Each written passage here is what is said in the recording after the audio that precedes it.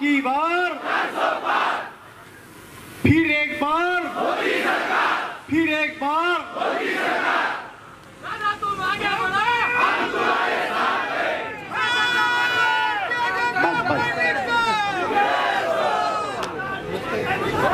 मित्रो,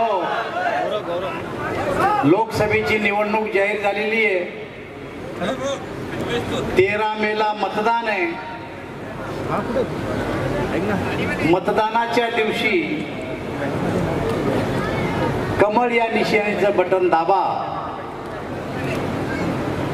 मला लोकसभेमध्ये पाठवा आणि या देशाचं प्रधानमंत्री तिसऱ्यांदा नरेंद्रभाई मोदी यांना करा हे सांगण्यासाठी आपण या ठिकाणी जमलो। काही लोक आपल्याला प्रश्न विचारतील की तिसऱ्यांदा मोदीजी का? तर मला आठवतं की 2014ला मोदीजी जेव्हा पहिल्यांदा लोकसभेत निवडून आले, पहिल्या दिवशी पार्लमेंटमध्ये आले, तेव्हा त्यांनी पहिलं भाषण केलं, तेव्हा मी हजर होतो। मोदीजी म्हणाले, माझं सरकार हे गरिबासाठी, माझं सरकार हे शेतकऱ्यासाठी, माझं सरकार हे महिलांसाठी, तरुणांसाठी काम करीन, हे मोदीजीने पहिल्या दिवशी सांगितलं। आणि मला सांगितलं, या देशाचं जे बजेट आहे हे बजेट 70% बजेट या देशातल्या गरिबासाठी, या शेतकऱ्यासाठी मी खर्च करेन, असं मोदीजीने पार्लमेंटमध्ये सांगितलं। आणि आपल्या माहिती आहे, गरीब कल्याणाचा अजेंडा बनवला। 2011च्या जनगणनेनुसार या देशाची लोकसंख्या 125 कोटी आहे आणि मग 125 कोटी पैकी मोदीजीने एक यादी बनवली। 125 कोटी पैकी या देशात 80 कोटी लोक गरीब आहेत आणि या 80 कोटीसाठी एक गरीब कल्याणाचा अजेंडा तयार केला। याचं कारण काय? की मोदीजींनी स्वतः गरिबी पाहिलेली आहे। मोदीजी गरिबीतून निघालेले आहेत आणि म्हणून मोदीजीला गरिबाच्या गरजा माहिती आहेत, गरिबाच्या अडचणी माहिती आहेत। त्यांच्या असं लक्षात आलं की या गरिबाला आपण मदत केली पाहिजे, कारण मोदीजी हे श्रीमंत घराण्यातून प्रधानमंत्री नाही झाले।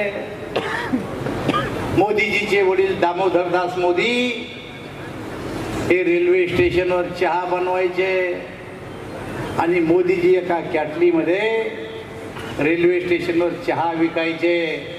असाही प्रधानमंत्री आपल्या देशाला फक्त या देशातच होऊ शकतो आणि या तुमच्या सारख्यांच्या सहकार्यामुळे होऊ शकतो। शेवटी कोविडचा काळ आला। कोविडच्या काळामध्ये आपण एकमेकाला भेटत नव्हतो, एकमेकाला बोलत नव्हतो। गावातला अंत्यविधी झाला, कोणी अंत्यविधीला जात नव्हतं। घरातले 4 माणसं जायचे, अंत्यविधी करून यायचे। स्मशानभूमीमध्ये लाईन लागली होती, वरून बोरं पडते असे मृत्यू व्हायला लागले होते।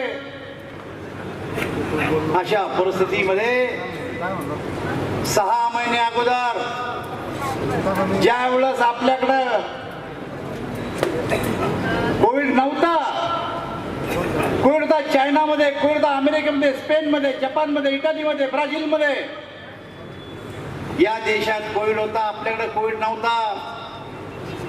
पण आपले दूरदृष्टीचे प्रधानमंत्री 6 मंत्र्याची एक कमिटी नियुक्त केली आणि त्यांना सांगितलं, एकच काम करा, ज्या देशात कोविड आहे त्या देशातलं सरकार कोविडच्या कोणत्या कोणत्या उपाययोजना करतं त्याच्यावर लक्ष ठेवा आणि त्याच्या उपाययोजना आपल्याकडे कोविड येण्याच्या अगोदर करून ठेवा।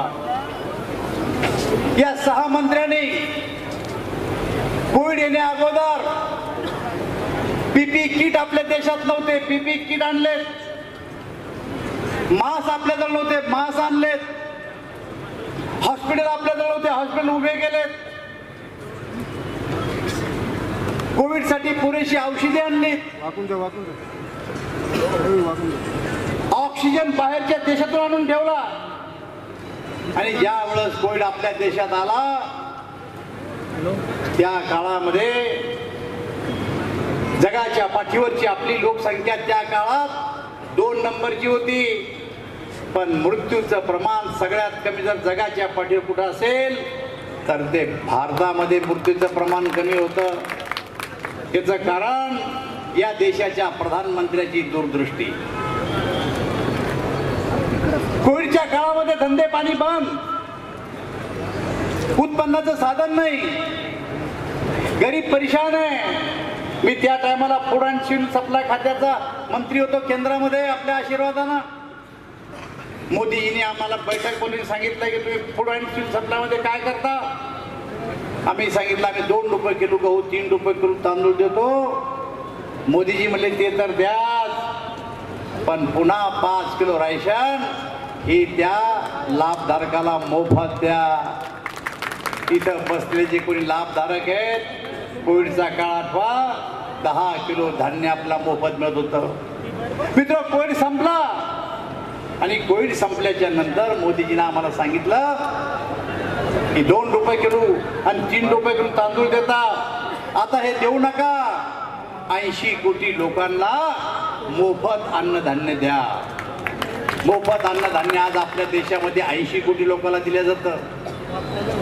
कोविडचा काळ संपत आला त्या टायमाला औषधी नव्हती. टाटा, बिर्ला, मफतलाल, गरवरे, अदानी, अंबानी हे सारे परेशान. जगाच्या पाठीवरचे सारे देश परेशान. गेला औषध नाही, सारा जग औषध शोधाच्या प्रयत्नात होतं. पण जगाच्या पाठीवर सगळ्यात पहिली औषधी किंवा टीका जर कुठं सापडला असेल तर या देशाचे प्रधानमंत्री नरेंद्र मोदी यांच्या नेतृत्वात भारतामध्ये सगळ्यात पहिला टीका सापडला आणि 80 देशाला मोदीजींनी टीका पुरवला आहे. मित्र, हे साऱ्या गोष्टी पाहिल्या. मोदीजींना 100 रुपयाचं गॅसचं कनेक्शन दिलं जे 6000 रुपयाला भेटलं. मोदीजींनी तुमच्या नावावर 12,000 रुपये दर वर्षाला खात्यात जमा करायचं काम केलंय. कृषी क्षेत्राला भरीव तरतूद केली. या सगळ्या गरिबासाठी योजना आखल्याच्या नंतर या देशातल्या काही राजकीय पक्षाला असं वाटलं अरे 125 कोटी पैकी 80 कोटी जर असे लाभ घेत असतील तर पुढच्या निवडणुकीत हे आपल्या बापाला मतदान करत नाही. मग काय करायचं? या सारे एकत्र बनवू एक आघाडी आणि आघाडी एकत्र करून आपण निवडणुका लढू आणि या निवडणुकीमध्ये मोदीजीचा पराभव करू. का तर 125 पैकी 80 कोटी लोक हे मोदीजीचे आता मतदार झालेले आहेत. आणि मग त्यांनी विचार केला, आले सारे एकत्र. पहिली बैठक घेतली पाटण्याला नितीश कुमारांनी, दुसरी घेतली बेंगलोरला, तिसरी घेतली मुंबईला, चौथी बैठक झालीच नाही. पण तुम्हाला माहिती आहे, वर्तमानपत्र पाहिलेत तुम्ही, चॅनल पाहिलेत तुम्ही, पहिल्याच बैठकीमध्ये जेव्हा बैठक बसली मोदीजीला हटवण्याची, त्या बैठकीमध्ये राहुल गांधी म्हणाले, लालूजी म्हणाले राहुल जी शादी कब कर रहे हो. म्हणजे हटवायची, मोदी हटवायची बैठक आणि राहुल गांधीजी सोयी करायला बसले सारे. मित्र, हे लोक आम्हाला ज्ञान शिकवतात. आम्ही काय एकत्र आलो तर भारतीय जनता पार्टी जातीवादी आहे. आम्ही जातीवादी आहे. कोण म्हणतात आम्हाला जातीवादी? शरद पवार साहेब म्हणतात. 1985च्या निवडणुकीमध्ये हे शरद पवार भारतीय जनता पार्टीशी युती केली. मी आणि हरिभाऊ बागडे त्या काळात उमेदवार होतो. माझ्या प्रचाराला शरद पवार आले कारण त्यांना मुख्यमंत्री व्हायचं होतं. मुख्यमंत्री व्हायचं असलं तर आम्ही जातीवादी नाही. कोण म्हणता आम्हाला जातीवादी? ममता बॅनर्जी अरे अटल बिहारी वाजपेयीच्या मंत्रिमंडळामध्ये या ममता बॅनर्जी रेल्वे मंत्री होत्या.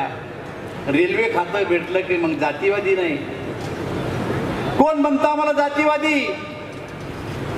फारुख अब्दुल्ला. अरे फारुख अब्दुल्लाचा मुलगा उमर अब्दुल्ला हा अटल बिहारी वाजपेयीच्या मंत्रिमंडळामध्ये मंत्री होता. तेव्हा आम्ही जातीवादी नव्हतो, आज जातीवादी कसं झालो?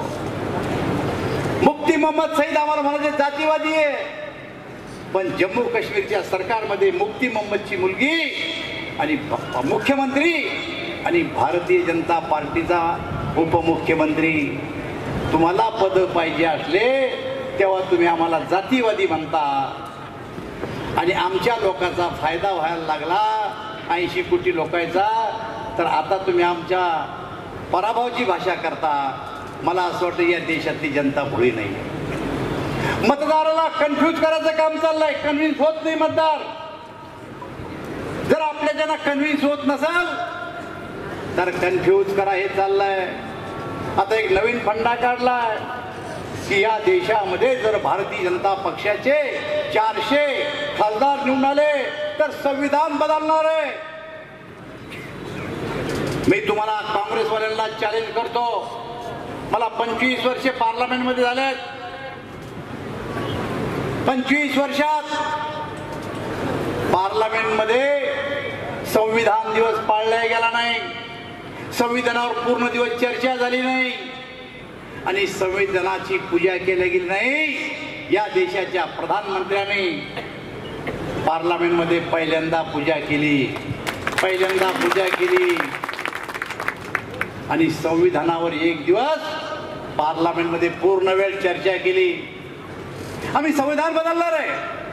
अरे संविधानामुळे मी खासदार आहे, संविधानामुळे अब्दुल सत्तार साहेब मंत्री आहे, भुमरे साहेब मंत्री आहेत, अब्दुल सावी साहेब मंत्री आहे. या देशाचं संविधान ज्या प्रमाणात गीता आहे, बायबल आहे, कुराण आहे, त्याचबरोबर आम्ही या संविधानाला पवित्र समजतो.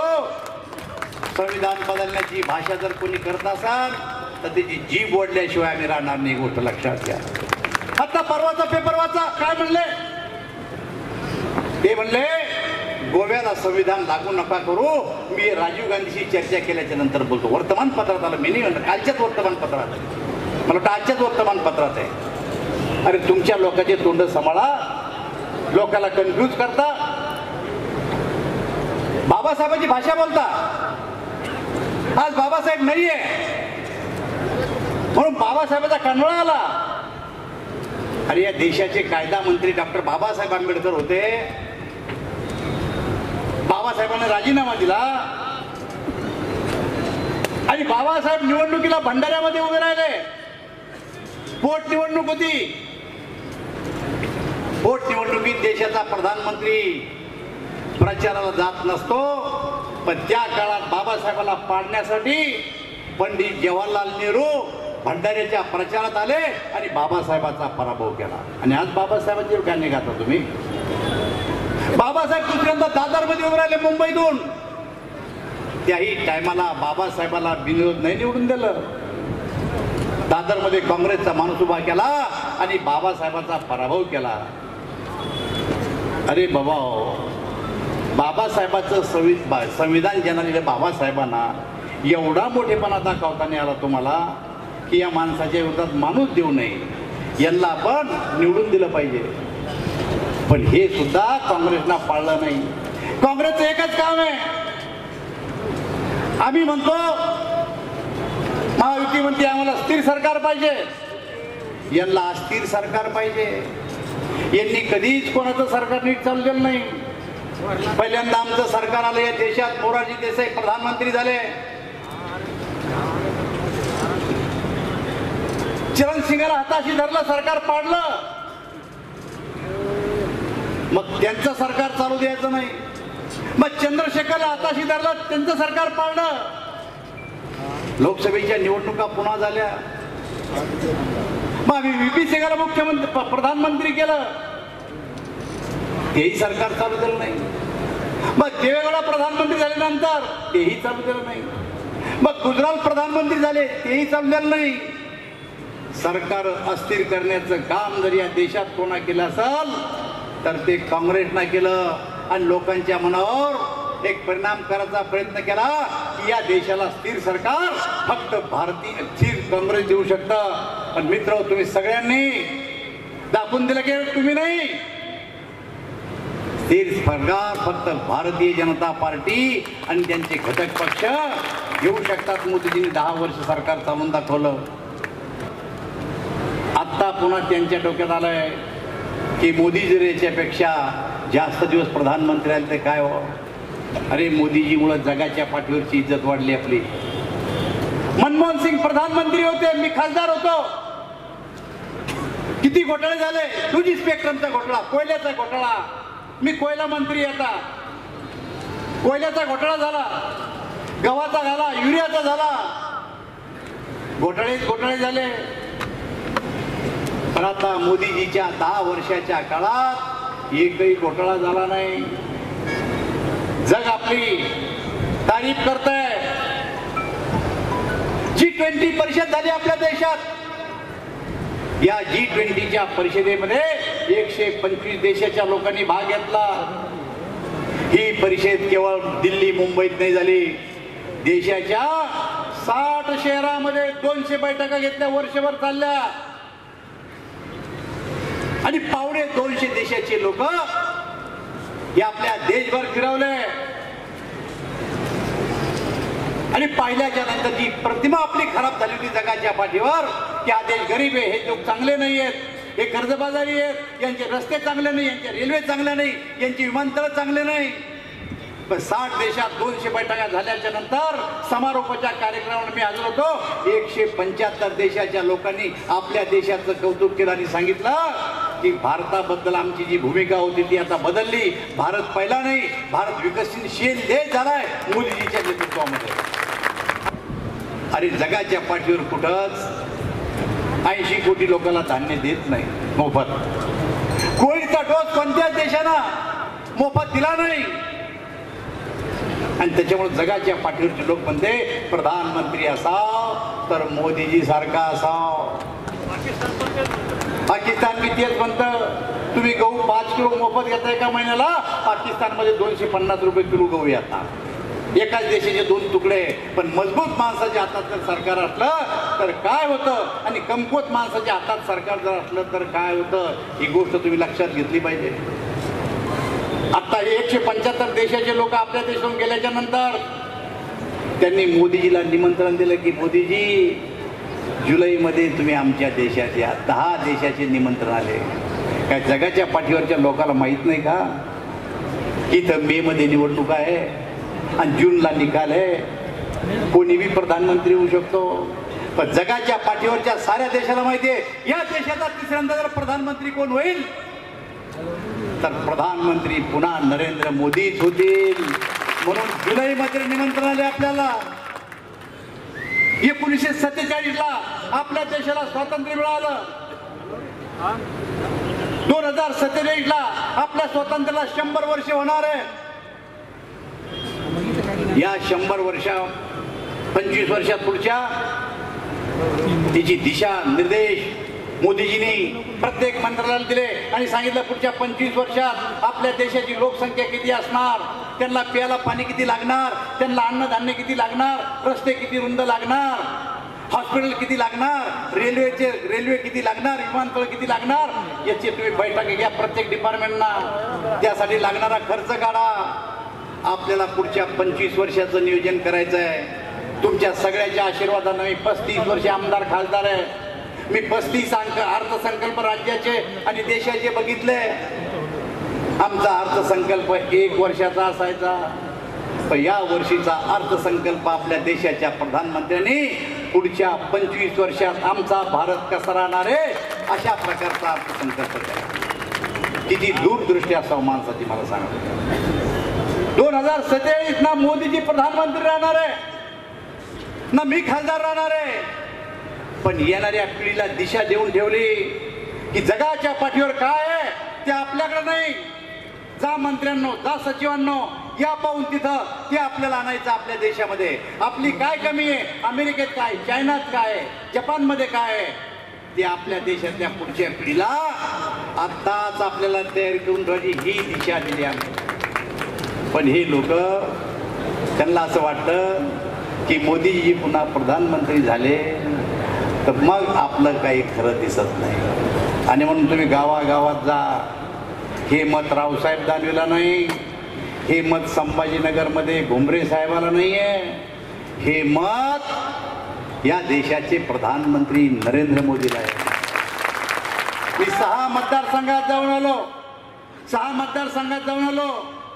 लोकांच्या बोलण्याहून, लोकांच्या वागण्याहून आणि त्यांच्या चेहऱ्याहून माझ्या असं लक्षात आलं की सूर्यप्रकाशापेक्षा स्वच्छ काळ्या दगडावरची पांढरी रेघे कोणत्याही भविष्यकाराला विचारायची गरज नाही. महाराष्ट्रामध्ये आम्ही 45 सीट जिंकणार आहे आणि या देशाचे प्रधानमंत्री नरेंद्र मोदी होणार आहे. आणि मग तुम्हाला माझी विनंती आहे, इथं संभाजीनगरची काही मंडळी कोणी आहे का वर हात करणारा? संभाजीनगरवाले इथं फक्त रावसाहेब दानवेला मत नाहीये. इथं तिकडं संभाजीनगरमध्ये भुमरे साहेब उभे आहेत.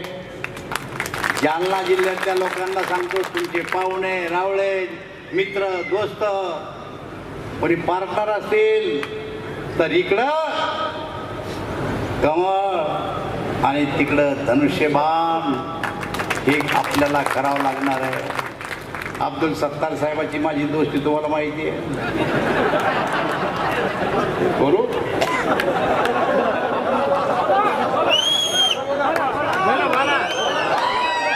भाषणाचा समारोप कुठं करा हेच कळत नाही. पण तुम्हाला सगळ्याला माहिती आहे की मेरी ससुराल उनके कॉन्स्टिट्यूंसी में है. और ये भी ध्यान रखो तुम्हारी भी ससुराल मेरे कॉन्स्टिट्यूंसी में है.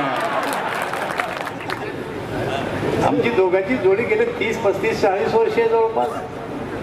आम्ही आपलं कलगीतुऱ्यासारखं बोलत असतो. त्यांच्या डोक्यात काही गोष्टीची भीती आहे नाही असं नाही.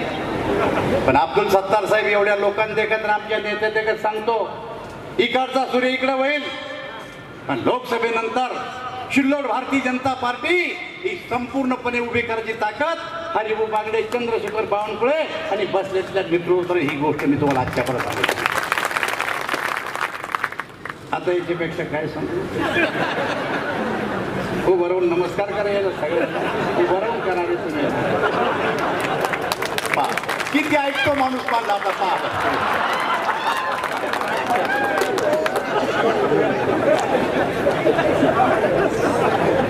काय चिंता करू नका. आमची हास्य मजाक मधले भांडणं असतात दोघांचे.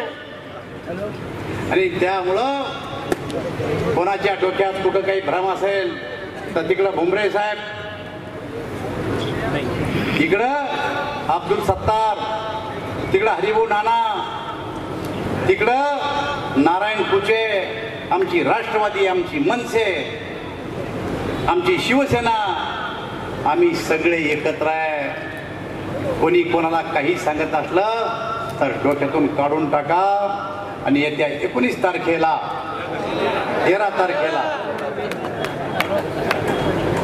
13 तारखेला मला असं वाटलं की तुमच्या डोक्यात आहे की नाही म्हणून मी तसं तपासलं.